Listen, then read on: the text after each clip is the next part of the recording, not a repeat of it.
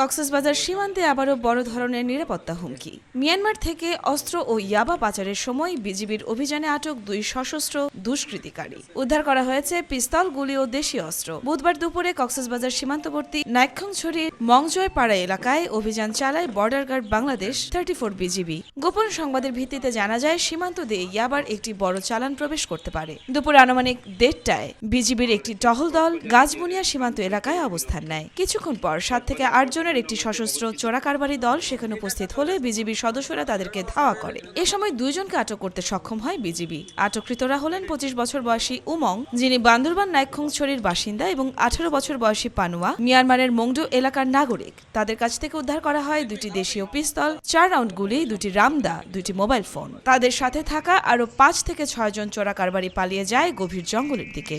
মংজয়পাড়া BOP গোয়েন্দা তথ্যের ভিত্তিতে জানতে পারে বিওপির দায়িত্বপূর্ণ গাছবুনিয়া সীমান্ত এলাকা দিয়ে একটি সশস্ত্র চোরাকারবারি দল ইয়াবার একটি চালান মায়ানমার হতে বাংলাদেশে নিয়ে আসবে। উক্ত তথ্যের ভিত্তিতে অধিনায়ক কক্সবাজার ব্যাটালিয়নের দিক নির্দেশনায় মংজয়পাড়া বিওপি কমান্ডারের নেতৃত্বে একটি চৌকস অভিযানিক টহল দল কর্তৃক আনুমানিক 1330 ঘটিকায় সীমান্ত হতে 1 কিলোমিটার বাংলাদেশের অভ্যন্তরে গাছবুনিয়া নামক স্থানে পথ পেতে থাকে। 7 থেকে 8 জনের সশস্ত্র একটি চোরাকারবারি দল বিজিবির উপস্থিতি টের পেয়ে টহল দলের উপর হামলা করার চেষ্টা করে।